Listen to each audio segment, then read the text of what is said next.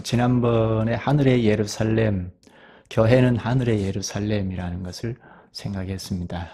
오늘 같은 말씀을 좀 더 생각하겠습니다. 오늘 본문을 중심으로 해서 주로 갈라디아서를 중심으로 해서 하늘의 예루살렘인 교회가 무엇을 해야 하나, 사명과 관련해서 본문을 좀 쭉 살피면서 사명과 관련해서 마지막 부분에 생각을 하면서 마치겠습니다. 우리가 교회에 관하여 여러 차례 생각을 하고 있습니다. 오늘 24번째인데 한 주제를 가지고 너무 오래 했죠. 이것은 우리가 처해 있는 교회적 현실과 맞물려 있기 때문입니다. 물론 제가 처음 시작할 때는 이렇게 길게 생각하려고 했던 건 아닌데 생각하다가 좀 더 생각하고 하게 되었는데 다음 시간으로 마무리를 할까 합니다. 교회관, 우리가 처해 있는 교회적 현실, 우리나라 교회적 현실이 교회관이 참 미약합니다. 대개가 개인주의 신앙관에 젖어 있습니다. 근본적으로는 강단의 설교의 책임인데요, 우리의 책임인데요. 많은 교회가 개인주의 신앙관에서 못 벗어나고 있습니다. 교회관이 확실치 않으면 그렇게 됩니다. 우리의 육신도, 아담의 자손으로 온 육신도 하나님 자리에서 생각하고 말하고 행동하는 개인주의이지 않습니까? 그러니까 하나님의 말씀을 풍성하게 배우고 깨달아서 주님의 교회를 알아야 개인주의 신앙관에서 벗어날 수 있습니다. 그러니까 개인 구원과 주님의 교회와는 분리할 수 없습니다. 붙어 있습니다. 주님의 교회는 사회이지 않습니까? 공동체, 유기체, 그리스도의 몸을 놓고 우리가 반복해서 배웠는데 유기체이죠. 우리는 분자로 들어가서 사는 것인데 이게 구원인데 주님의 교회관이 부족하면 개인적으로 살고 개인적으로 예수를 믿고 하게 됩니다. 이게 개인주의 신앙이죠. 교회관이 약하면 개인주의 신앙에서 못 벗어나는데 그렇게 되면 내가 예수를 믿고 구원 얻으면 됐지 않느냐. 교회는 있으면 좋고 없으면 그만이고, 그래서 교회는 종교단체 혹은 임의단체로 생각하기 쉽습니다. 우리가 우르르 모여서 교회를 이루지만 많이 모이든 적게 모이든 일단 유사시에는 개인적으로 다 돌아서지 않습니까? 이것은 개인주의 신앙에서 못 벗어나기 때문입니다. 일단 유사시엔 교회와 구원이 붙어있다, 내 구원이 붙어있다는 생각을 못하게 되면 자연히 일단 유사시에는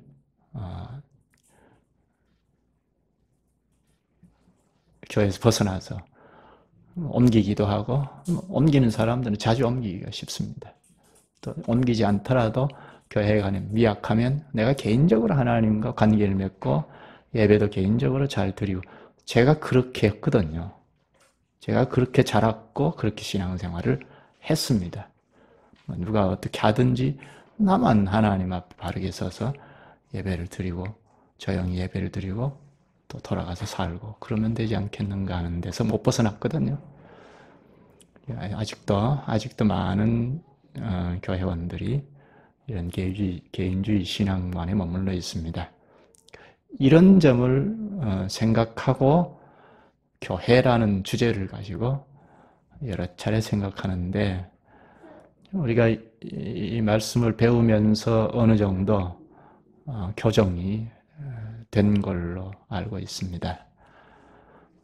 교회라는 주제를 가지고 배우지 않더라도 하나님의 말씀을 잘 배우고 전체적으로 자꾸 배우면 교회를 잘 알게 됩니다. 그러면 자연히 교회 중심 생활을 하게 되고 교회를 잘 이루고자 하게 됩니다. 우리가 복음을 전하기 위함인데요. 궁극적으로는 그리스도의 복음을 전하기 위하여 교회를 잘 이루는 것이죠. 교회가 부실하면 복음을 전하는 것도 그저 전도 기관으로 움직이는 것 정도밖에 안 되죠. 이런 점에서 지금까지 배운 말씀을 잘 복습할 필요도 있습니다. 오늘은 교회는 하늘의 예루살렘이다 하는 점을 생각하면서 그럼 무엇을 해야 하느냐 하는 것을 결론 부분에 가서 생각하고 마치겠습니다. 오늘 본문 26절에 보면 교회를 하늘의 예루살렘, 위의 예루살렘이다 그렇게 말하거든요. 25절에 지금 있는 예루살렘과 대조하여 위에 있는 예루살렘이라 합니다. 하늘의 예루살렘과 같은 말입니다. 요한계시록 21장 2절에는 새 예루살렘이라고 하는데 위에 있는 예루살렘이나 같은 말입니다. 지금 있는 예루살렘과 대조하여 위에 있는 예루살렘이라고 합니다. 무엇이요? 교회가 지금 있는 예루살렘 그리고 위에 있는 예루살렘, 예루살렘을 놓고 우리가 생각할 필요가 있죠. 지금 있는 예루살렘은 지금 이 갈라디아 서신을 쓸 때 예루살렘을 말합니다. 갈라디아 서신은 바울이 주후 한 50년을 기점으로 해서 전후 어느 때에 기록한 겁니다. 주후 50년이면 이미 예수님께서 오셔서 구원을 십자가에서 다 이루시고 하늘에 오르시고 성령을 보내셔서 예루살렘 교회가 서고 한참 뒤죠. 갈라디아 지역에도 지금 교회가 서 있는 이때 예루살렘이란 말입니다. 그럼 지금 있는 예루살렘, 이 예루살렘은 한마디로 율법의 종이라는 말입니다. 율법의 종이니까 자연히 예배도 예루살렘에서 유대인들이 다 모여서 예배를 드리는데 예배도 타락했다는 겁니다. 지금 있는 예루살렘을 간단하게 말하면 율법의 종이라 하는 것입니다. 이 말이 중요합니다. 뒤에도 나오는데 율법의 종이 뭐냐? 율법에서 못 벗어난다는 겁니다. 율법의 지배에서 벗어날 수 없다 하는 겁니다. 이미 그리스도께서 오셨는데 그래서 구원을 다 이루셨는데 그럼 그리스도의 지배를 받으면서 살아야 하는데 여전히 율법의 지배에서 못 벗어난다는 것입니다. 이게 율법의 종이라는 말입니다. 율법의 역할이 있습니다. 율법의 역할을 좀 길게 생각할 필요가 있겠습니다. 갈라디아 서신이 율법의 역할을 아주 빈번하게 말하고 있는데 몇 곳을 찾아가면서 생각할 필요가 있겠습니다. 오늘 본문 4장 앞에 3장을 좀 보십시다. 3장 24절을 좀 보십시다. 이같이 율법이 우리를 그리스도께로 인도하는 초등교사가 되어 우리로 하여금 믿음으로 말미암아 의롭다함을 얻게 하려 함이라. 율법은 구약 백성들을 지도했습니다. 구약 시대는 그리스도께서 오시기 전이기 때문에 어린아이 시기라고 합니다. 그리스도를 잘 모른다는 거죠. 어린아이들이 뭘 잘 모르는 것처럼 어린 시기라 합니다. 그래서 그리스도는 없고 율법을 붙여 주셨습니다. 마치 어린아이들이 가정교사나 후견인을 붙여주는 것과 같습니다. 그래서 그 지도를 받아서 자라도록 하는 것과 같이 율법을 붙여 주셨습니다. 그래서 그런 점에서는 구약 백성들은 율법의 종이라고 할 수 있죠. 하나님의 아들이지만 율법의 종과 같이 율법의 지도를 받게 하셨던 겁니다. 구약 백성들이 율법을 성실하게 지키면, 율법은 하나님의 말씀이잖아요. 당시에 하나님의 말씀이니까 하나님의 말씀에 비추어 보면 우리 자신이 다 폭로가 되죠. 아, 우리가 죄인이구나 하는 것을 알게 됩니다. 이게 율법의 중요한 역할입니다. 율법을 오늘날에도 마찬가지인데, 주님의 율법을 잘 배우고 깨달으면 아, 우리가 죄인이구나 하는 것을 드러나게 됩니다. 율법을 열심히 지키면 아, 율법의 정신까지 우리가 다 지킬 수 없구나 하고 하나님의 긍휼을 구합니다. 이게 율법의 역할입니다. 율법을 성실하게 지키고 가면 우리가 율법의 그 표준에 다 도달할 수 없구나 하고 하나님의 긍휼을 구합니다. 하나님의 긍휼을 구하고 하나님을 의지하는 그것이 바로 중보자 그리스도입니다. 구약 백성들은 그리스도를 의지해야겠다 그렇게 알지 못하니까 율법을 지키고 가면서 자신의 한계를 느끼고 하나님을 의지하는, 그것이 바로 그리스도를 의지하는 것입니다. 이게 율법의 역할입니다. 율법이 그리스도께로 인도하는 후견인 초등교사입니다. 오늘 본문에도 똑같이 말하는데요. 4장에 넘어와서 2절에 보면 그 아버지가 정한 때까지 후견인과 청지기 아래에 있나니, 청지기, 후견인, 이건 다 어린아이들을 지도하기 위함이라는 겁니다. 아버지가 아들이 어리면 후견인을 붙여주는데 어느 때까지? 성장할 때까지입니다. 그것처럼 그리스도께서 오실 때까지 율법을 구약 백성들에게 붙여주셨다는 겁니다. 후견인이 율법이죠. 율법이 후견인이 되어서 구약 백성들을 지도했습니다. 그때는 율법의 지도를 받아야죠. 나 율법의 지도 안 받아 하면 벌을 줬습니다. 마치 어린아이들을 훈육하는 것과 같습니다. 그렇게 해서 자라게 하셨던 겁니다. 다 자라면 독립적으로 살아가죠. 그것처럼 그리스도께서 오시면 후견인은 율법에서 벗어납니다. 그리스도를 따르는 겁니다. 3장 25절부터 분명하게 말씀하는데요. 볼까요? 25절부터 믿음이 온 후로는 우리가 초등교사 아래 있지 아니하도다. 믿음의 시대가 왔다. 이제는 개인교사 밑에 있지 않다. 그리스도를 믿고 따른다는 겁니다. 26절 너희가 다 믿음으로 말미암아 그리스도 예수 안에서 하나님의 아들이 되었으니 누구든지 그리스도와 합하기 위하여 세례를 받은 자는 그리스도로 옷 입었느니라. 여기 그리스도와 연합의 세례를 말하고 그리스도로 옷 입었다고 하죠. 이 말은 우리가 늘 새 옷을 갈아입듯이 그리스도로 옷을 입듯이 입고 그리스도의 지배와 그리스도를 따른다는 겁니다. 율법의 지배에서 벗어난다는 겁니다. 그런데 여기 갈라디아 지역에 있는 교회들은 거짓 교사들의 영향을 받아서 율법의 지배에서 안 벗어나려고 하는 상황이 되어버렸습니다. 그리스도의 복음을 받아서 교회가 형성했는데 또 율법도 지켜야 한다는 거짓 교사들의 영향을 받아서 율법 아래에 있기를 원하게 된 겁니다. 그래서 바울이 그리스도를 다시 전하기 위하여 갈라디아 서신을 썼습니다. 갈라디아 지역에 있는 교회들은 사도가 전해서 선교회에 있는데 사도가 전한 복음은 그리스도의 복음이죠. 그리스도를 믿음으로 구원 얻는다는 복음을 전하여 선교회입니다. 그런데 거짓 교사들이 와서, 거짓 교사들은 당시에는 대개가 유대 기독교인들입니다. 유대 지역에 구약 신자들이 개종한 유대 기독교인들이 대개 거짓 교사 행위를 했는데 이 갈라디아 지역에 있는 교회도 방문을 해서 그리스도를 믿음으로 구원 얻는다 그래.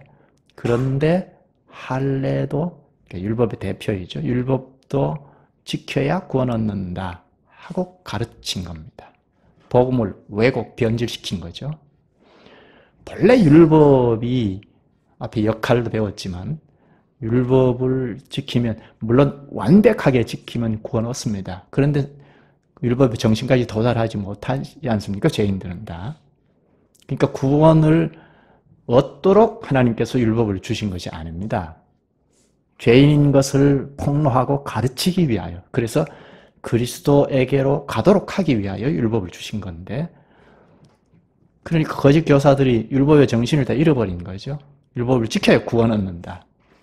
하나님이 주신 율법을 왜곡시킨 거죠. 율법을 지켜야 비로소 구원 얻는다고 가르쳤습니다. 그 영향을 받은 갈라디아 지역에 있는 교인들이 이제 혼란스러워졌습니다. 바울이 가르친 복음이 잘못된 건가? 의구심을 갖기 시작했고, 그러면서 질서가 자꾸자꾸 허물어지기 시작했습니다. 교회가 나중에는 심각한 위기에 처하게 되었습니다. 사람이 그렇게 됩니다. 복음을 받아서, 그리스도의 복음을 받아서 교회가 섰다 하더라도 그 복음을 자꾸 왜곡시키는 사람들이 있으면, 지금은 신약 성경이 완전하게 기록이 되어 있으니까 다른 방법으로 이 진리를 왜곡시킵니다. 그런데 당시에는 직접 그리스도의 복음을 믿는 것만으로 구원 얻을 수 없고, 할례도 받아야 구원 얻는다 하는 것을, 그 유대 기독교인들이니까 전통적으로 유대인들은 구약 신자들이고 하니까 정통성이 있다 할 만하잖아요. 다른 갈라디아 지역에 있는 교인들은 이방인들이잖아요. 그러니까 이 사람들이 가르치는 것이 정통성이 있다 할 만하죠. 특히 바울이 가르치는 건, 바울은 사도회 중에 들지 않았잖아요. 나중에 부활하신 그리스도를 직접 만나서 개종했지 않습니까? 그러니까 정통성이 떨어진다고 볼 수 있죠. 물론 바울은 복음을 전한 것을 정리해서 사도들에게 제출해서 사도들이 다 공인을 하기는 했습니다만, 유대 기독교인들은 그렇게 영향을 끼치지 않고 바울은 정통성이 없다고 그렇게 아마 했을 것 같습니다. 그래서 갈라디아 교회가 질서가 다 허물어졌습니다. 주님의 말씀이 견고하게 서 있지 않으면 교회는 질서가 서지 않습니다. 그래서 바울이 그리스도를 다시 가르칩니다. 1장을 한번 가볼까요? 갈라디아서 1장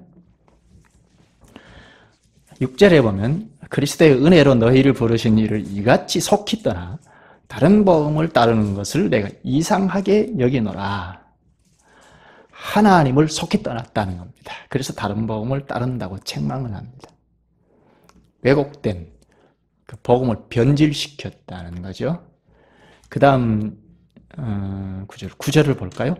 우리가 전에 말하였거니와 내가 지금 다시 말하노니 만일 누구든지 너희가 받은 것 외에 다른 복음을 전하면 저주를 받을지어다. 전에도 가르쳤다는 거죠. 그리스도의 복음을 전해서 교회가 섰으니까 전에도 복음을 가르침 받았는데 지금 다시 가르친다고 하죠.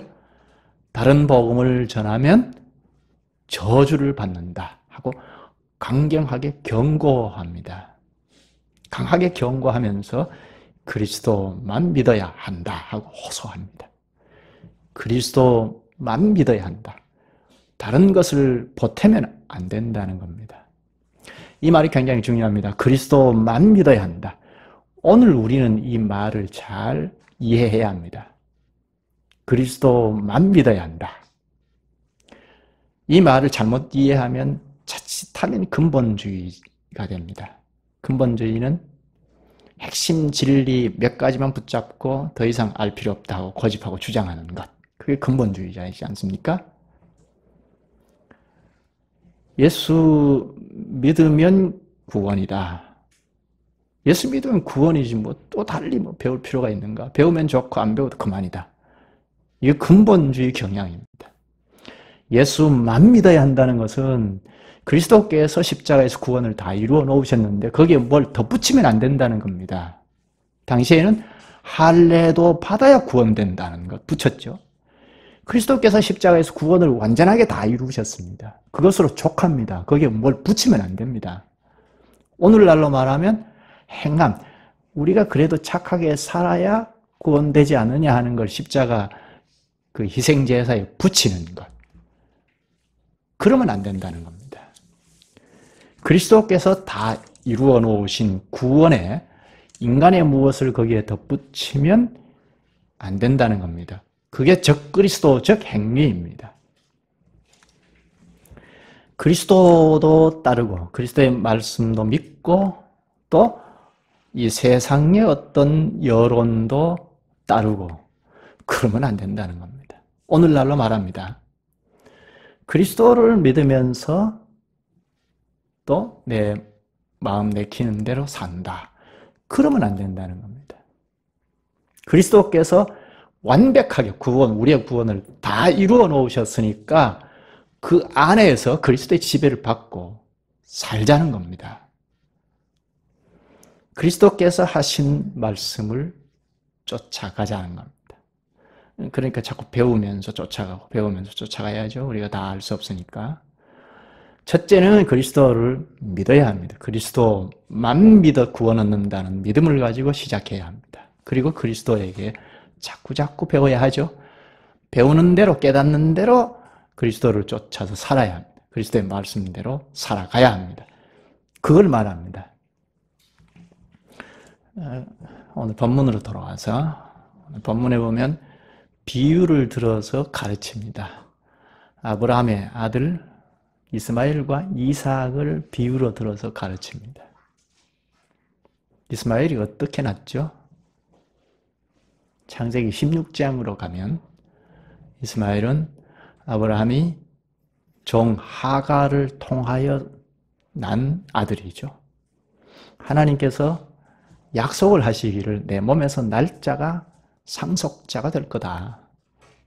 이건 오늘날 우리나라에서 아들이 상속자가 되는 그런 의미가 아니고 믿음을 계승한다는 거죠. 교회를 이어받는다는 이야기입니다. 그런데 아브라함이 나이가 자꾸 차서 이제 아이를 낳을 수 없는 데까지 온 것 같은데 아이를 주시지 않습니다. 그러자 안 되겠다. 내 몸에서 날짜라고 했으니까 하갈이라도 취해서 아이를 낳자해서 낳은 결과가 이스마엘입니다. 이건 오늘로 말하면 인간의 주님의 말씀대로 아니고 내 힘대로 무슨 결과를 내놓는 것을 말합니다. 육체의 결과, 육신의 힘을 써서 결과를 말하죠. 그러니까 믿음으로 살아야 하는데 자기 힘으로 사는 걸 말하죠. 이삭은 어떻게 났죠? 이삭은 하나님의 약속대로 주셔서 낳은 거죠. 아브라함의 아내 사라도 나이 많아서 아이를 낳을 수 없는 상황이 되었습니다. 그런데 아이를 주셨습니다. 이것은 하나님께서 초능력으로 주신 겁니다. 생리적으로는 아이를 얻을 수 없는 상황인데 하나님께서 약속하셨고 그 약속을 지키셔서 주신 아들이 이삭입니다. 그래서 약속의 아들이라고 하죠. 초능력으로 낳은 것입니다. 오늘로 말하면 그리스도께서 가르치신 말씀대로 산 결과물이라는 말입니다. 내 힘대로 내 꾀를 내어서 살 수도 있는데 그것을 억누르고 그리스도께서 가르쳐 주신 말씀대로 살아간 열매를 말합니다. 이게 굉장히 중요하죠. 내 힘대로 어떤 결과를 내느냐, 그게 우리 눈에 보기에 좋건 나쁘건 좋다 하더라도 내 힘과 꾀를 따라서 낳은 결과물이냐, 아니면 하나님께서 가르치신 말씀을 따라서 낳은 결과물이냐, 이게 굉장히 중요하죠. 그 다음에 본문으로 와서 25절을 보십시다. 이 하갈은 아라비아에 있는 신의 산으로서 지금 있는 예루살렘과 같은 것이니 그가 그 자녀들과 더불어 종로를 타고, 하갈, 지금 있는 예루살렘을 말하죠. 하갈은 아브라함의 종이죠. 그리고 지금 있는 예루살렘은 앞에 설교를 시작하면서 말씀했는데 바울이 갈라디아서를 당시 예루살렘, 그것이 지금 있는 예루살렘인데 율법의 종이라고 했죠. 이때는 예수님께서 오셔서 구원을 다 이루어 놓으신 상태입니다. 그런데도 여전히 율법을 지켜야 구원 얻는다는 거짓 교사들의 영향을 받아 율법 아래에 머물러 있는 상태입니다. 그리스도께서 이루신 구원을 무시하는 처사이죠. 그리스도께서 완전하게 구원을 다 이루셨는데 거기에 할례도 받아야 구원 얻는다는 걸 붙이는 거니까 적그리스도적 행위입니다.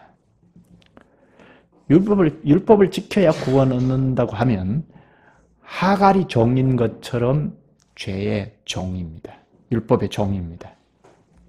그러나 26절에 오직 위에 있는 예루살렘은 자유자니 곧 우리 어머니라. 여기 위에 있는 예루살렘은 참교회를 말합니다. 참교회를 자유자니 곧 우리 어머니라. 자유자란 율법의 지도에서 해방되었다는 겁니다. 그리고 어머니는 사라를 말하는데 사라를 관련지어서 참교회를 말합니다. 아브라함의 아내 사라가 약속의 아들을 낳았죠. 아들을 낳을 수 없는데 하나님께서 약속하신 대로 약속을 지키셔서 낳은 아들이 이삭이죠. 그래서 여기 본문 28절에도 보면 형제들아 너희는 이삭과 같이 약속의 자녀라 합니다. 약속의 자녀로 온 이삭이 나중에 많은 그리스도인들을 낳았습니다. 우리도 이삭의 자손이죠. 아브라함의 자손입니다. 그처럼 참교회는 그리스도의 복음을 전하여서 수많은 생명을 낳습니다. 그리고 그리스도의 말씀으로 그 생명이 양육을 받아 자라갑니다. 우리가 여기서 하나 생각할 점은 위에 있는 예루살렘, 지금 있는 예루살렘과 대조해서 말하는 위에 있는 예루살렘의 위치를 분명히 알 필요가 있습니다. 위에 있는 예루살렘은 참교회라고 했죠. 하늘 시민입니다. 빌립보서 3장 20절에 보면 그러나 우리 시민권은 하늘에 있는지라 거기로부터 구원하는 자 곧 예수 그리스도를 기다리노니 합니다. 그러니까 참교회는 시민권이 하늘에 있다는 겁니다. 생명록에 이름이 기록됐다는 말입니다. 이런 점에서 교회 교적부가 굉장히 중요합니다. 교적부가 그냥 있는 것이 아니고 하늘의 생명록에 기록된 것을 여기서 하늘의 시민권을 가졌다 합니다. 그렇다면 교회인 우리가 하늘의 시민권을 가진 하늘의 시민이라면 그러면 이 땅의 삶이 뭐냐 하는 겁니다. 지금은 이 땅에 머물러 있지 않습니까? 지난 시간에 조금 말했는데 이 땅의 삶은 그러면 무의미한 건가? 무엇이죠? 이 하늘의 시민이라면 그러면 이제 곧 닥칠 하늘나라를 기대하면서 그럭저럭 사는 건가? 그리스도인이 그럭저럭 산다면 불신자하고 무슨 차이가 있는 건가? 그렇잖아요. 위에 있는 예루살렘이란 이중적인 뜻이 있습니다. 지난 시간에 생각한 거니까 간략히 짚으면 이미와 아직 사이에 놓여 있다는 겁니다. 이게 위에 있는 예루살렘의 위치입니다. 이미 하늘나라의 시민입니다. 우리의 본향은 하늘나라입니다. 그러나 아직 끝나버린 것은 아닙니다. 하늘나라가 완결된 것은 아닙니다. 따라서 위에 있는 예루살렘이란 우리인데 하늘에 시민권이 있습니다. 우리의 본향은 하늘나라입니다. 그런데 이 땅에 하늘의 예루살렘이니까 우리의 거주지는 세상 나라가 아니고 하늘의 예루살렘이 거주지입니다. 우리의 궁극적인 본향은 저 하늘나라인데 현재 거주지는 하늘의 예루살렘인 교회입니다. 누가 하늘나라가 어디 있느냐 하면 우리는 뭐라고 해야 합니까? 몰라 죽어봐야 알아가 아니고 하늘의 예루살렘인 교회를 제시해야 합니다. 우리의 거주지, 본향의 지점이라고 할 수 있을까요? 교회가 하늘나라입니다. 그것을 극명하게 드러내는 것이 지난 시간 말미에 생각한 공교회의 예배입니다. 우주적 교회가 예배하는 예배에서 하나님 나라다 하는 것이 천명이 됩니다. 참교회는 이미 천국인데 아직 완결된 것은 아니다. 우리는 이 이미와 아직 사이에 위치하고 있습니다. 그렇다면 이 사이에 있는, 이 땅에 머물러 있는 우리는 무엇을 해야 하느냐? 이건 반드시 생각해야 하죠. 예수 믿고 천당, 하늘 시민이다. 하나님께서 하늘나라에 데려가실 때까지 그렇게 저렇게 산다. 그런 정도는 무책임한 겁니다. 그래서 예수 믿고 불신자보다 더 무책임하게 사는 사람들이 얼마나 많습니까? 위에 있는 예루살렘인 교회, 우리의 사명이 무엇이냐? 이것을 좀 정확하게 알려면 본래 예루살렘이 무엇인지 알 필요가 있습니다. 여기 교회를 그림 언어를 써서 예루살렘이라고.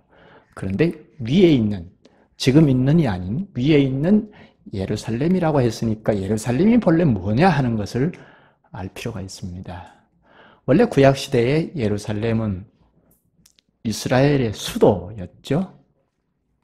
이스라엘은 보이는 하나님 나라였지 않습니까? 교회이기도 하고 국가가 붙어 있는데 신국입니다. 하나님께서 다스리는 나라이죠. 그 나라의 수도가 예루살렘입니다. 거기에는 특히 성전이 있죠. 성전이 있으니까 첫째 생각할 것은 하나님께서 거기에 계신다 하는 것이 강하게 있습니다. 그런데 성전이라고 할 때는 하나님이 거기 계신다 하는 것이 강한데 예루살렘이니까 성전보다는 좀 더 확대되었죠. 예루살렘에는 하나님 나라의 행정이 있고 거기 하나님 계셔서 정치하는 것이 있습니다. 정치와 행정의 수도가 예루살렘입니다. 예루살렘이 이스라엘의 수도가 된 때는 다윗의 정부가 들어선 때입니다. 그때부터 이스라엘 모든 백성들은 1년에 적어도 3차례 이상 예루살렘에 다 모여서 우리는 하나다 하는 것을 천명했습니다. 특히 하나님 앞에 예배하면서 과연 하나님 나라다. 그건 하나님께서 거기 계셨고 임재하셨고 임재하셔서 하나님의 법을 선언하시죠. 오늘로 말하면 설교이죠. 하나님의 법, 율법이 선언이 되어서 그 율법의 다스림 하에 백성들이 다 부복했던 겁니다. 그래서 하나님 나라다 할 만했죠. 누가 봐도 과연 하나님 나라다 할 만했고 거기에 기쁨이 있었고 영광이 있었고 찬란한 빛이 있었습니다. 따라서 예루살렘 하면 하나님께서 법으로 다스리시는 하나님 나라의 수도다. 권위의 도시다 하는 것을 상징했습니다. 하나님의 율법으로 다스리시니까 과연 하나님 나라다 하는 것이 천명이 되었습니다. 하나님의 영광, 하나님의 기쁨이 거기에 있었습니다. 그래서 구약 백성들은 예루살렘이 마음의 고향이었습니다. 참 백성들은 다 예루살렘을 중심 삼아서 전 생애를 살았습니다. 그래서 심지어 포로로 끌려가서도 참 백성들은 다 예루살렘을 향하여 창문을 열어놓고 기도했지 않습니까? 그렇다면 오늘 교회가 위에 있는 예루살렘이라고 하는데 사명이 무엇이냐? 그리스도께서 오셔서 위에 있는 예루살렘을 형성하셨습니다. 본래 예루살렘을 지금 있는 예루살렘, 신약시대에 넘어와서 예루살렘을 율법의 종으로 그냥 타락시켰기 때문에 예수 그리스도께서 오셔서 다시 회복하셔서 새 예루살렘을 형성하셨습니다. 그렇다면 이 새 예루살렘의 사명이 무엇이냐? 그리스도께서 법으로 다스리신다 하는 것을 천명해야죠. 새 예루살렘인 교회가 그리스도의 법으로 존재한다 하는 것이 천명되어야 하죠. 그러기 위하여 먼저 우리가 그리스도의 말씀에 귀를 기울여야 하죠. 그리스도의 말씀이 새 이스라엘의 법입니다. 그래서 그 말씀에 귀를 기울이고 깨닫는 대로 그리스도의 말씀을 따라야 하죠. 그리스도도 믿고 이 세상 여론도 쫓아가고, 그러면 그리스도를 쫓아가는 것이 안 되죠. 새 예루살렘의 모습이 퇴색이 되죠. 그리스도께서 이렇게 하자 하면 그렇게 하겠습니다 하고 따라가면 새 예루살렘답죠. 무엇보다도 공적으로 오셔서 하시는 말씀을 경청하면서 그 말씀대로 살아야 합니다. 말씀이 안 전해지면 그건 따로 별도로 생각해야 하지만 전해지는데도 그 말씀대로 살지 않으면 심각하죠.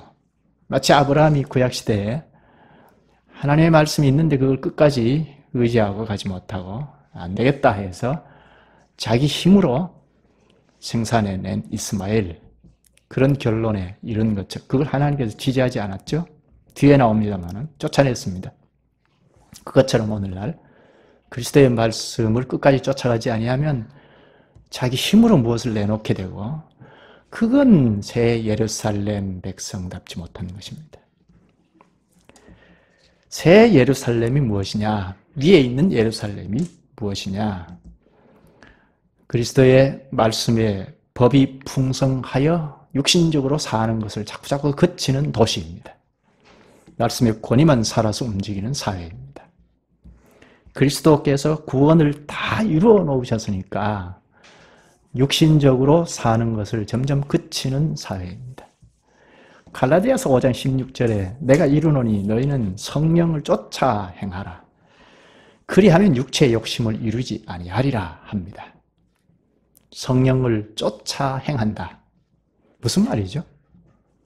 성령을 쫓아 행한다. 이 말을 우리가 흔히 많이 쓰지 않습니까? 성령을 쫓아 행하면 육체의 결과물이 나오지 않는다 했습니다.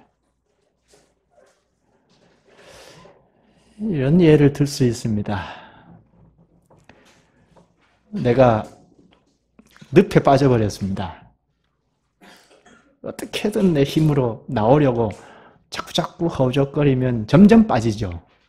누가 바깥에서 가르쳐줍니다. 이렇게 하자 하고 가르쳐주면 그걸 듣고 행동하면 빠져나올 수 있죠. 그런데 그걸 듣지 않고 내 힘으로 뭘 해보고자 하면 바깥에 있는 사람이 지지하지 않죠. 그건 옳지 않다, 옳지 않다 하고 지지하지 않죠. 가르쳐주는 대로 뭐 밧줄을 던진다, 뭐 이걸 잡아라, 뭐 이렇게 가르쳐주는 대로 하면, 그렇게 행동하면 그건 지지하죠. 바깥에서 가르쳐주는 그것이 바로 그리스도의 말씀입니다. 그리스도께서 우리 밖에서 가르쳐 주십니다. 그걸 따르면 하나님께서 지지하시는데, 그 그리스도의 말씀을 따라가는 것이 바로 성령을 쫓아 행하는 겁니다. 쉬운 예를 들었는데요. 우리의 힘으로, 우리의 깨로 뭘 자꾸 해보고자 하면 그건 바깥에 계신 하나님께서 지지하지 않으십니다.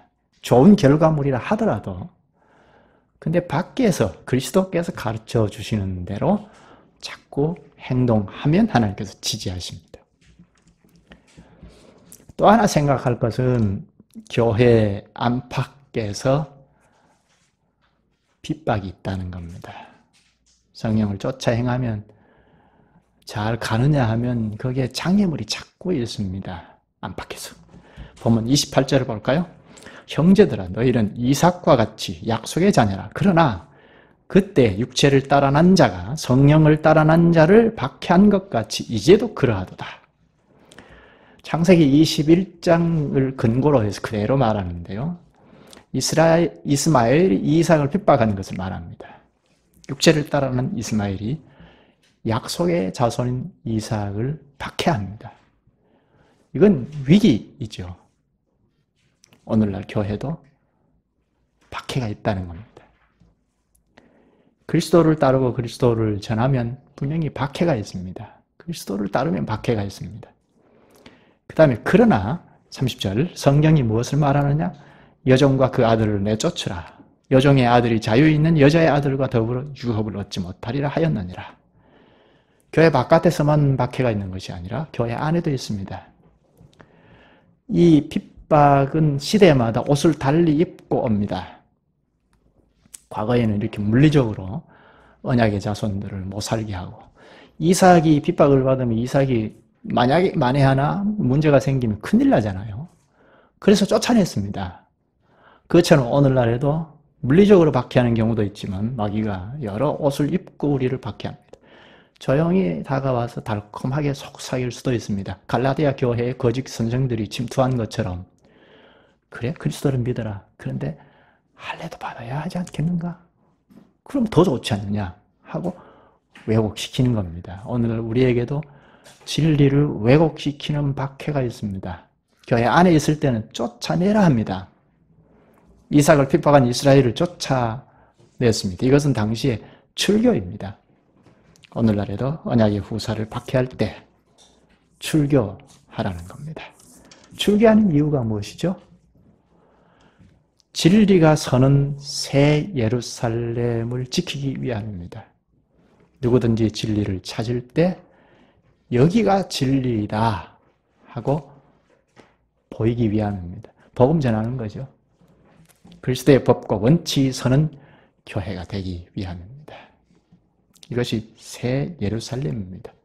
이 세상은 법과 원칙을 다 허물어 버리지만 교회는 법과 원칙, 그리스도의 법과 원칙이 서는 사회입니다. 이건 복음을 잘 전하기 위함입니다. 구약 백성은 예루살렘을 중심 삼아서 여생을 살았습니다. 신약의 참 백성은 새 예루살렘인 교회를 중심 삼아서 살아갑니다. 기도하실까요? 자비하신 주님, 주님께서 그리스도께서 다 이루어 놓으신 구원이 있으나 여전히 율법에서 벗어나지 못하는 지금 있는 예루살렘을 가르쳐 주시고 너희는 위에 있는 예루살렘이라고 가르쳐 주셨사옵나이다. 구약의 선지인들의 마음의 고향이요 하나님의 다스림이 넘쳐나는 예루살렘과 같이 그리스도 안에서 하늘 시민이 된 교회가 과연 하나님 나라다 할 만한 정치와 그리스도의 다스림이 찬란히 빛나는 사회임을 가르쳐 주시니 감사옵나이다. 저희에게 성령을 주셔서 성령을 쫓아라. 그러면 육체의 욕심을 이루지 아니하리라 하신 주님의 말씀을 크게 듣고 따르게 하옵소서. 그리스도의 법과 원칙이 허물어져 버린 교회 시대에 저희에게 진리를 가르쳐 주셔사오니 주님, 저희가 성령을 쫓아서 육체의 욕심을 버리고 또 내 힘, 내 깨를 다 버리고 그리스도를 따를 수 있게 하여 주시기를 원하옵나이다. 그래서 새 예루살렘이라고 하신 주님의 말씀이 저희 가운데도 실현이 되는 거룩한 하늘 시민이 되게 하여 주시옵소서. 예수님의 이름으로 기도하옵나이다. 아멘.